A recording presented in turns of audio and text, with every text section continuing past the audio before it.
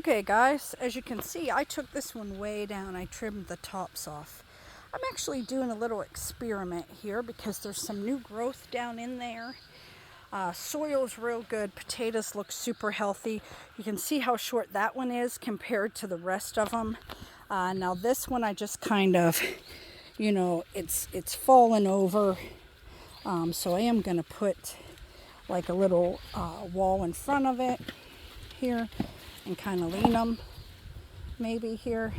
This one is super long and just kind of fell over, so I might end up chopping it. This one's coming back up.